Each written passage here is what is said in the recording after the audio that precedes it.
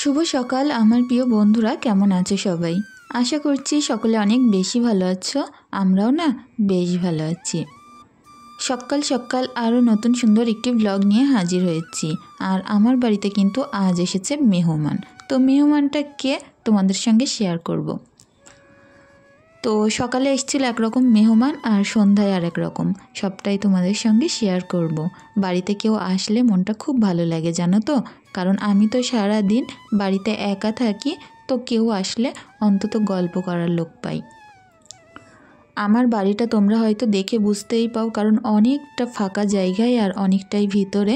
এই কারণে না কেউ যদি একটু আসে একটু গল্প করে তো খুব ভালো লাগে। তো একটুখানি বাদে আমি আবার একটু রুটি করব, যেহেতু বাড়িতে মেহমান এসেছে বলে কথা, তো সেই কারণে সবটাই নিজের কাছের আপনজনের মধ্যে, ওই কারণে অতটা চাপ নেই। কারণ দেখবে যদি দূর দূরান্ত থেকে কুটুম আসে তখন কিন্তু রান্নাবান্নার একটা বেশ চাপ থাকে, আর এখানে যদি নিজের আত্মীয় স্বজন হয় তখন কিন্তু অতটাও রান্নার চাপ থাকে না। তো দেখো প্রত্যেকটা বাসন একটুখানি সাবধানের সঙ্গে মেজে ধুয়ে নিতে হয়, কারণ ছাই দিয়ে মাজা তো, ওই কারণে আমি একটু পানি পানি করে মাজি, যাতে করে বাসনগুলো না শুকায়। কারণ কি বলো তো, ছাই দিয়ে মাজলে একটা স্পট পড়ার ভয় থাকে, একটু এরকম পানি পানি করে মাজলে ছাইগুলোই কিন্তু কোনো রকম স্পট পড়ে না। তো যাই হোক, দেখো বাসনগুলো তো প্রায় ধোয়া হয়ে গেল, এখন ঘরে গিয়ে রুটি করতে হবে। সাধারণত কি বলো তো, নিজের জন্য আমি সেরকম রুটি টুটি করি না, তবে যেহেতু আমার মা এসেছে সেই কারণে একটু রুটি করে দেব। সকালের টাইমে আমি তো তেমন কিছু খাই না, তবে হাজব্যান্ড মেয়েরা ওরা সব ভাত খায়। তো রুটি খেতে আমি প্রচণ্ড ভালোবাসি, তবে কি বলো তো, সময়ের সঙ্গে না করে উঠতে পারি না। সময়টা এতটাই শর্ট থাকে এই সকালের টাইমে, রুটি করতে গেলে অনেকটাই সময় লেগে যায়। তো বলতে পারো নিজের একার জন্য আর করি না, ওই যা হোক কিছু একটা খেয়ে সকালটা চালিয়ে দিই। তো এদিকে দেখো বেশ কিছুটা জামা কাপড় নিয়ে এসেছি, আর আজকে আর বলবো না এগুলো সব জামা কাপড়, কারণ আজকে খুব বেশি ঈশার জামা কাপড় ছিল না। হাজব্যান্ডের একটা সোয়েটার আর রয়েছে আমার ফ্রিজের কভার, তো এইগুলোই আর গরম পানি করে নিয়ে এসেছি ঘর থেকে। প্রথমে ভেবেছিলাম যে পুকুরের পানিতেই সবটাই করে নেব, কিন্তু দেখলাম একটু যদি গরম পানি করি ময়লাগুলো খুব তাড়াতাড়ি উঠে যাবে। তো বাচ্চাদের এই টুপিগুলো যত তাড়াতাড়ি পরিষ্কার হয়ে যায় ততটাই বেশি নোংরা হয়। তো এই টুপিগুলো কাচতে খুব বেশি ভালো লাগে আমার, কারণ ডলা দেওয়ার সাথে সাথে পুরো সাদা হয়ে যায়। দেখবে উলের জিনিসপত্র কিন্তু যতটা নোংরা হয় ততটাই তাড়াতাড়ি কাচলে একেবারে সুন্দর পরিষ্কার চকচক করে, ওর কিন্তু রং ওঠে না। তো সেই রকমই। তো এদিকে সার্ফ তো ফুরিয়ে গেছে, কোটো ধুয়ে আজকে আমাকে কাজ চালাতে হচ্ছে, কারণ এখন আর দোকানে যাওয়ার টাইম নেই। বাড়ি থেকে দোকানটা অনেকটা দূরে, তো সেই কারণে যা ছিল মোটামুটি তাই দিয়েই কাজ করছি। লাস্টে দুটো হাঁড়ি ধরা ছিল, তো সে দুটো দিয়ে দিলাম, যেহেতু এগুলো উনুন পাড়ে বেশি ব্যবহার করা হয়, প্রচুর নোংরা হয়েছে জানো তো। আর আমি প্রত্যেক দিনই প্রায় কাচার পরে যেটুকানি বোলানি, মানে এই যে সার্ফের পানি থাকে, সেটুকানি রেখে দিই গুছিয়ে, পরে একটা সময় হাঁড়ি ধরাগুলো দিয়ে দিই। তো প্রত্যেক দিন একা হাতে অনেকগুলো কাজ করে থাকি, প্রচুর বেশি কষ্ট হয়। তবে আজকে কি বলো তো, আমার মা এসেছে, তো আমার কিন্তু একটু হলেও সাশ্রয় হচ্ছে। তো সকালবেলা এসেই বসে পড়েছিল ঈশাকে নিয়ে, ওকে কিন্তু সুন্দর করে মুখ টুকগুলো মুছিয়ে খাইয়ে দিয়েছিল। আজকে আর আমাকে খুব একটা কষ্ট করতে হয়নি। আর আমার মেয়ের যেহেতু দাদা দাদি নেই, আর আমার বাড়িতে যেহেতু আমাকে ছাড়া সারা দিন বাড়িতে আর কাউকেই পাই না, ওর পাপা তো বাড়িতে আসে অনেক রাত করে, তো সেই কারণে কেউ একজন যদি আসে আমার মেয়ে কিন্তু যেতেই দিতে চায় না। যেহেতু আমার বাপের বাড়ি আর আমার বাড়ি এপাড়া ওপাড়া, এখান থেকে 5 মিনিট কি 4 মিনিট এরকম লাগে হেঁটে যেতে, সেই কারণে কিন্তু আমার অসুবিধা হলে আমার মা চলে আসে, কিংবা আমার মায়ের অসুবিধা হলে আমি চলে যাই। তো আজকে বলতে পারো আমি ফোন করিনি কিংবা কোনো অসুবিধার কথা বলিও নি, তবে আমার মা সকাল সকাল চলে এসেছে, যেহেতু 3-4 দিন মতো আমি ও বাড়িতে যাইনি, সেই কারণে ঈশাকে সকাল সকাল দেখতে চলে এসেছে। তো যাই হোক, মা ওদিকে ঈশা সিমরানকে নিয়ে ঘরে বসে বকবক করছিল, কারণ ঈশা তো প্রচুর বেশি বকে, তাতে আবার যদি ওর নানিকে পায় তাহলে তো ওর মুখ 1 সেকেন্ডের জন্য বন্ধ যায় না। সবসময় বলতে থাকে, নানি দেখো এটা কিনেছি, নানি দেখো ওটা কিনেছি, নানি দেখো শাড়ি পরিয়ে দাও, নানি লিপস্টিক পরিয়ে দাও, এরকমই করতে থাকে। তো তো বন্ধুরা, যাই হোক, বাচ্চা কাচ্চা কিন্তু নানা নানি দাদা দাদির কাছে অনেক বেশি ভালোবাসা আদর পেয়ে থাকে, আর যেগুলো কিন্তু ওদের অনেকটা বেশি প্রয়োজন বলে আমি মনে করি। তবে কি বলো তো, কপালে না থাকলে সব কিছু তো আর হয় না।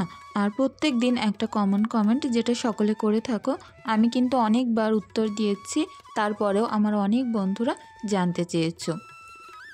আসলে কি বলো তো, অনেকে তো নতুন, তারা তো জানো না, নতুন ভিডিও দেখা শুরু করেছো, তো তারা জিজ্ঞাসা করো আমি কেন আমার শ্বশুর শাশুড়ির সাথে থাকি না। তো আমার শ্বশুর শাশুড়ি আমার বিয়ের প্রায় 3-4 বছর আগে কিন্তু মারা গেছে, আমার শাশুড়ি আরও আগে মারা গেছে। তো আমি তাদের কখনো চোখে দেখিনি, আর বিয়ে হওয়ার পর থেকেই কিন্তু আমাদের যার যার মতো সংসার আলাদা। তো আমার বরেরা যে 3টে ভাই, সবাই যে যার মতো আলাদা আলাদা জায়গায় কিন্তু থাকে। তো যাই হোক বন্ধুরা, হয়তো আমি তোমাদের প্রশ্নের উত্তরটা দিতে পেরেছি, আশা করছি তোমরা বুঝতে পারবে। তো এক বোন আমাকে প্রায় কমেন্ট করে থাকো আমি তার কমেন্টের রিপ্লাই কেন দিই না। তো যাই হোক, আমি না একটু তোমার ভাষাটা বুঝতে পারি না, আর তুমি এটা বলেছো তুমি আসাম থেকে কথা বলছো, তো সেই কারণেই উত্তরটা আমি দিতে পারি না। তো দেখো বন্ধুরা, এদিকে আমি কিন্তু খাটটাটগুলো গুছিয়ে নিচ্ছিলাম ঘরেতে এসে, আর আমার মা দেখলাম ওদিকে ফ্রিজ থেকে সবজি বের করে কাটা শুরু করেছে।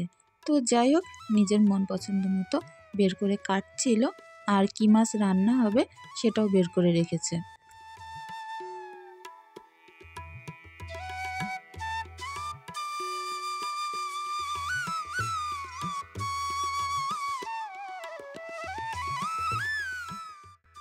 তো বাইরের কাজকর্ম প্রত্যেক দিনের মতো শেষ করেই কিন্তু ঘরের কাজে আমি হাত দিই। তা না হয় কি বলো তো, বাচ্চা কাচ্চা ঘরে অনেক সময় ঘুমায়, তো সেই কারণে না বিছনার চাদরটা তুলতে একটু দেরি হয়।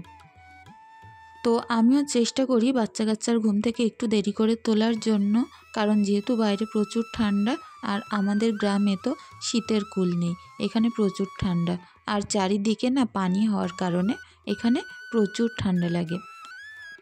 তো সেই কারণে ঈশাকে আমি চেষ্টা করি দেরি করে ঘুম থেকে তোলার জন্য, আর সিমরান তো আলাদা ঘরে থাকে, সেই কারণে দুটো ঘরের বিছনায় কিন্তু পড়ে থাকে। তো সিমরানের আজকে পরীক্ষা ছিল না, ও একটু দেরি করে ঘুম থেকে উঠেছে, তো সবটাই এখন বাইরের কাজ সেরেই গুছিয়ে নিচ্ছি। তো বাড়িতে বলতে পারো আত্মীয় স্বজন আসলে কিন্তু একটু চাপ থাকে কি রান্না করব। তো সেখানে যদি নিজের আত্মীয় স্বজন হয়, আর আমার মা যেহেতু আমাদের পুকুরের মাছ অনেক পছন্দ করে, তো আমি বললাম যে মাছ খাও বের করে তারে রাখো, কারণ মাছ টাছগুলো সবই বাছা আছে। তো আমার মার পছন্দ মতো মাছ টাছগুলো বের করে রেখেছিল, আর খুব কম পয়সায় অল্প খরচে আমি যেভাবে আত্মীয় স্বজন আসলে রান্না করে থাকি সেটাই আর কি তোমাদের শেয়ার করব। কারণ কি বলো তো, মা তো বাইরের লোক তো আর না যে এক্ষুনি অনেক কিছু জোগাড় করতে হবে। আর এমনিতেও আমাদের বাড়িতে যখন ভালো মন্দ রান্না হয় আমি কিন্তু বাটি ভরে ও বাড়িতে দিয়ে আসি, কিংবা অনেক সময় আমার দেওরকে এ বাড়িতে নেমন্তন্ন করে খাওয়ানো হয়। তো আজকে না আমি অনেকগুলোই কাজ করেছিলাম, তবুও কোথাও গিয়ে আমার যেন অনেকটাই হালকা লাগছিল। কেন বলো তো? কারণ আমার মা যেহেতু ওদিকে রান্নার দিকটা দেখছিল, বাসা কোটাগুলো রেডি করে দিলে রান্না করতে কিন্তু বেশ তাড়াতাড়ি হয়। আর অনেক সময় এরকম হয় কি বলো তো, অনেক দরকারি কাজ থাকলেও উনুনের পাড় থেকে কিন্তু ওঠা যায় না। কারণ কি বলো তো, উনুন পাড় থেকে উঠলে উনুনটা নিভে যেতে পারে, সেই কারণে আবার রান্নাটা পুড়ে যায়, তো সেই কারণে। তো আমার মা বলছিল যে তোর কাজকর্ম তুই করগে, যে আমি রান্নাটা করি। তো আমি বললাম না থাক, রান্নাটা আমি করছি, তুমি শুধু একটু বাচ্চাদেরকে খেয়াল রেখো। তো এই আর কি। তো বাড়িতে যদি কোনো মুরব্বি মানুষ আত্মীয় স্বজন কেউই থাকে তাহলে কিন্তু অনেকটাই সুবিধা হয়, কারণ তারা কিন্তু বাচ্চাদেরকে খুব সুন্দরভাবে দেখে রেখে দেয়। তো সেই আর কি, আমার তো সবসময় একাই থাকতে হয় বাড়িতে, আর বাচ্চাদেরকেও দেখার মতো কেউ নেই। অনেক সময় না এরকম সমস্যা হয়েছে যে একটুর জন্য বাইরে বেরোবো, তবুও বেরোতে পারিনি বাচ্চা ছোট বলে, কারণ কার কাছে রেখে যাব বলো। আর এমনও সমস্যা হয়েছে যে ঈশা ঘুমিয়ে পড়েছে, সিমরান ঘুমিয়ে পড়েছে, সেই মুহূর্তে অনেক দরকারি কাজে বাইরে বেরোতে হবে। তো তোমাদের সঙ্গে গল্প করতে করতে দুটো ঘর কিন্তু আমি গুছিয়ে নিয়েছি, আর এখন বাইরে যে ভিজে জামা কাপড়গুলো ছিল সবটাই তুলে নিচ্ছি, বাইরে মেলে দেব। তবে কি বলতো, দেখছি যতটাই বেলা হচ্ছে বাইরে ঠিক ততটাই কুয়াশা হচ্ছে। শীতের সময় কি বলো তো, কুয়াশা তো হবেই, তবে প্রচুর ঠান্ডা লাগে যখন না, তখন খুব কষ্ট হয় কাজ করতে। কারণ চারিদিক থেকে দেখতেই পারছো খুব ফাঁকা, আর প্রচুর ঠান্ডা ঢোকে আমার ঘরে। প্রত্যেক বছর শীতের সময় আমার প্রায় করে 1 সপ্তাহ 10 দিন করে গলা বসে যায়। কেন বলো তো, অ্যালার্জির সমস্যা, তাতে আবার চারিদিকে পুকুর থাকার কারণে প্রচুর ঠান্ডা হাওয়া বয়। তো আগে তো ব্যাপারটা বুঝতাম না, আমি ভোর ভোর উঠেই আমার আগাগোড়া না কাজ করা অভ্যেস। আমি যখন ভিডিও নাও করতাম তখন আমি একটা হাতের কাজ করতাম, তো সেই কারণে চেষ্টা করতাম অনেক ভোরে উঠে সমস্ত কাজকর্ম গুছিয়ে আমার সেই কাজটায় হাত দিতে। তো এরকমভাবেই কিন্তু মেনটেন করে চলতাম। সিমরানও যখন ছোট ছিল তখন এইভাবে যেত, আর ঈশা যখন ছোট তখন এইভাবেই চলছে। কারণ অনেকেই হয়তো জানো, আমার এই ঘরের কাজগুলো করার পরে দোকানে যেতে হয়, তারপরে দোকান থেকে বাড়িতে এসে আমি রান্না করি। তবে সব দিন যেতে হয় না, যেদিন হাজব্যান্ড বাড়িতে থাকে সেদিন যাওয়া লাগে না, আর যেদিন দেওর বাড়িতে থাকে সেদিন যাওয়া লাগে না। তো সকাল সকাল ঘরটরগুলো একেবারে গুছিয়ে মুছে বেরোলে না, রান্নাটা হয়ে গেলে আর কোনো কাজ থাকবে না। তো ভাবলাম শীতের দিনে দেরি করে আর ঘর মুছবো না, সকাল সকালই মুছে দিই। আমি যেহেতু হাত দিয়ে ঘর মুছতে অনেক ভালোবাসি, তবে কি বলতো, এই শীতকাল পড়া ধরে কোমরে একটু অসুবিধা হচ্ছে, সেই কারণে এরকম মপ দিয়ে মুছতে হচ্ছে।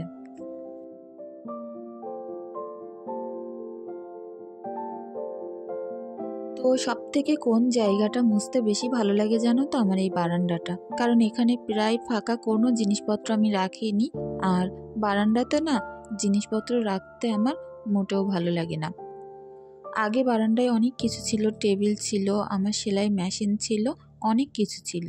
তো ওগুলো সবটাই এখন সাইড করে রেখেছি, যাতে করে বারান্দাটা ঝাড়ু দিতে মুছতে কোনো রকম অসুবিধা না হয়। গরমের সময় এই বারান্দাতে কত কিছু করা হয় জানো তো, বাচ্চাদের পড়ানো, খেলা, তার সঙ্গে অনেক কিছু করা হয়। বড় বারান্দা থাকলে কিন্তু লোক কুটুম আসলে, অনেকজন আসলেও তাদের বসিয়ে খেতে দিতেও খুব সুবিধা হয়। তো ঈশা, সিমরানকে সবাইকেই বলেছি এখন অন্তত 5-10 মিনিট খাটে বসে থাকতে, তবুও দেখো যে যার মতো ছোটাছুটি করছে। সকালে না ওই কারণে আমি ঘর মুছতে চাই না। গরমের দিন বেশিরভাগ দিনই আমি কিন্তু সন্ধ্যার পরে ঘর মুছি, কারণ ওই টাইমে বাচ্চারা বেশিরভাগ দিনই ঈশা ঘুমিয়ে পড়ে। তো তারপরে সকালে এই যে রুটি করছি, তো বলতে পারো ওই সময় বাঁচাতে আবার গ্যাস বাঁচাতে একসঙ্গে এতগুলো রুটি ছেঁকে নিচ্ছি। আর আমার যেন মনে হয় রুটি বলো কি লুচি বলো, কিছুটা বেলে নেওয়ার পরেই করে নিতে অনেকটাই সুবিধা। তো দেখো প্রত্যেকটা রুটি এপাশে ছেঁকছিলাম, আর ওপাশে কিন্তু আগুনে দিয়ে দিয়ে ছেঁকে ছেঁকে তুলে নিচ্ছিলাম। তো যাই হোক, তাড়াহুড়োর কাজ, তবে যা হয়েছে মোটামুটি হয়েছে। শীতের এই ছোটোবেলায় দেখবে দুবার করে যদি রান্না হয়, সকালে একবার তো দুপুরে একবার, অনেকটাই কিন্তু দেরি হয়ে যায়। এতবার চেষ্টা করি যে কোনো দিন 1:30-2টোর মধ্যে খেয়ে শুয়ে পড়বো, তবে ওই দেখো 3টে বাজছে। তো আমার সঙ্গে প্রত্যেক দিনই এরকম হয়। তোমাদের সাথে কি এরকম হয়? অবশ্যই কমেন্ট করে জানিও। তো রুটিগুলো আমি খুব বেশি সেঁকতে পারছিলাম না, আমার একটু উল্টোপাল্টা হয়ে যাচ্ছিল, কারণ অনেকটাই তাড়াহুড়োর মধ্যে ছিলাম, যেহেতু দুপুরের রান্নাটাও আবার করতে হবে। সবটাই উনুনে করব, শুধু রুটিটা এখানে ছেঁকে নিলাম। তো রুটি সেকার পরে গ্যাসের অবস্থা তো অনেকটাই বেশি খারাপ হয়, তার থেকে বেশি খারাপ হয় গ্যাস কাউন্টারের ওপরে। তো সব জায়গাটা আমি ভিজে কাপড় দিয়ে সুন্দর করে মুছে নেব। তো এই যে কাপড়টা দিয়ে মুছছি, এটা প্রচুর বেশি নরম, আর এর ভিতরে তুলো দিয়ে, তুলোর কাপড় এটা, কারণ এটা ছিল ঈশার একটা ছোটোবেলার প্যান্ট। তো তারপরে দেখো আলুর তরকারি করেছিলাম, হাজব্যান্ডকে ভাতের সঙ্গে দিয়েছি, আর আমরা সবাই রুটির সাথে খাবো। আগে মাকে দিয়ে দিই। তো এখন সিমরানকে দেব, ঈশাকে দেব। ঈশা না খুব একটা রুটি পছন্দ করে না, ও একটু ভাতই বেশি ভালোবাসে। তো একটা রুটি দেখো যেমন তেমন করে, গরম রুটি ছিঁড়তে পারছিল না, ছিঁড়ে পরে ওর নানির তরকারি দিয়ে খাওয়া শুরু করেছে, আর একটা আধখানা রুটি দিয়ে তরকারি তুলে নিয়েছিল। তো সেটা আমি আবার ছোট ছোট করে ছিঁড়ে ওকে আলাদা প্লেটে করে বসিয়ে দিয়েছিলাম, ওই 2-1 টুকরো খেয়েছে। বললাম না ও একটু ভাত ভালোবাসে।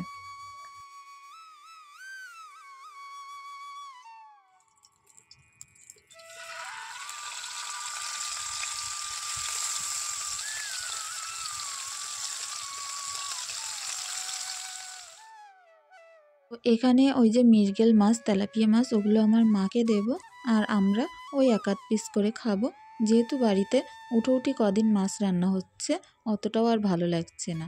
তো আমার মা যেহেতু এই সকল মাছ খেতে ভালোবাসে, ওই কারণেই করছি। তো হাজব্যান্ড ছোট্ট ছোট্ট তেলাপিয়া মাছ দেখলে ওগুলো খেতে প্রচুর ভালোবাসে। এই শীতকালে আগে কি করতো জানো তো, প্রায় 1 কেজি করে আমাকে ছোট্ট ছোট্ট গুঁড়ো গুঁড়ো তেলাপিয়া মাছ এনে দিত, আর সবটাই বেছে বলতো ঝোল করে দিতে।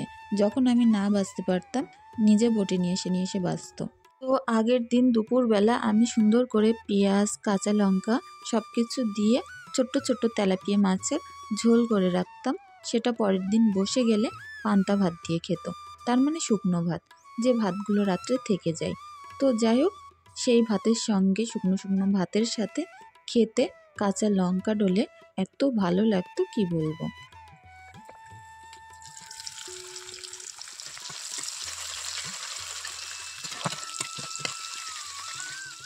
তো পেঁয়াজটা ওদিকে লাল লাল করে ভেজে আদা রসুন বাটাটা দিয়ে দিচ্ছি।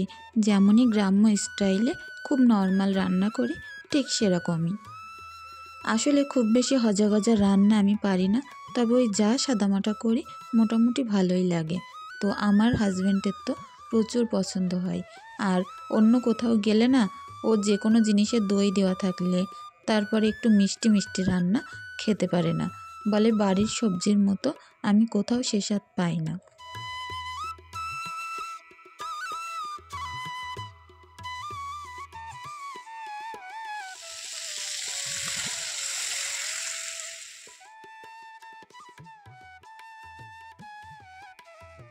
ও প্রত্যেক দিন রান্নার সময় এরকমভাবে উনুনের জাল ঠিক করে করে দিতে হয়, যাতে করে দুটো পাশে একই রকমভাবে আগুন লাগে। কারণ কি বলো তো, ভাতে না খুব জোরে জাল না লাগলে আবার ফুটে ওঠে না। ভাতটা ফুটে গেলে তখন আস্তে আস্তে জাল লাগলেও আর অসুবিধা হয় না। তো ভাতের সরাটা আগলা করে দেখছিলাম, পানিটা এখনও ফোটেনি, তবে তরকারিটা হতে হতে ঠিকই হয়ে যাবে। তো দেখো, রান্নাটা সুন্দর করে কষিয়ে নেব। ফুলকপিগুলো ছিল দেশি ফুলকপি, একদম ছোট্ট ছোট্ট, একটা একটা ফুল বেরিয়েছিল একটু একটু, এতটা মজার ছিল কি বলবো। অন্য অন্য দিন আমি ফুলকপি বড় সাইজের রাঁধি, তো একটা ফুলকপি রাঁধলে আমাদের যে 3 বেলা ফুরাতে পারি না। আর এখানে 3টে ফুলকপি কেটে এতটুকু হয়েছে, বোঝো কতটুকু ছোট ছোট ছিল। তো এখন সবগুলো মাছ ঝোলের মধ্য দিয়ে একটুখানি ঢাকা দিয়ে 10 মিনিট মতো ফুটিয়ে নিলেই আমার এই যে সবজিটা রেডি। তো খুব কম পয়সায় অল্প খরচে কিন্তু খুব সুন্দর দুর্দান্ত রান্না। তো এদিকে দেখো একটু শাক বসাচ্ছি, আর এটা হচ্ছে সবুজ শাক, এটাও খেতে বেশ ভালো লাগে। আর এই শাকগুলো যখন বড় হয় না, মানুষ সমান লম্বা লম্বা হয়। তো এখন আসছি বন্ধুরা সেই সন্ধ্যাবেলা, এখন একটু ননদ এসছিল, তো যাই হোক চা করে দিয়েছিলাম, আমরাও একসঙ্গে চা খাচ্ছিলাম। তো ননদ বলছিল বসবে না, একটুখানি এসেছে, যেহেতু ননদের বাড়ি আমার বাড়ি একটুখানি দূরত্বে, তো ও কিন্তু দিনের ভিতরে এরকম অনেক বাড়ি আসে। তো আমরা একসঙ্গে বসে চা খাচ্ছিলাম, আর ঈশার কাণ্ড কারখানা দেখে আমার ননদ হেসে গড়া দিচ্ছিল। তো যাই হোক, আজকের ভিডিওটি কেমন হয়েছে অবশ্যই কমেন্টে জানিও, আর যদি ভুল ত্রুটি থেকে থাকে প্লিজ ক্ষমা সুন্দর দৃষ্টিতে দেখো। তো সকলের যাওয়ার আগে বলে যাই, চ্যানেলটি প্লিজ সাবস্ক্রাইব করে আমার পাশে থাকতে পারো। আজকের ভিডিওটি এখানেই শেষ করছি।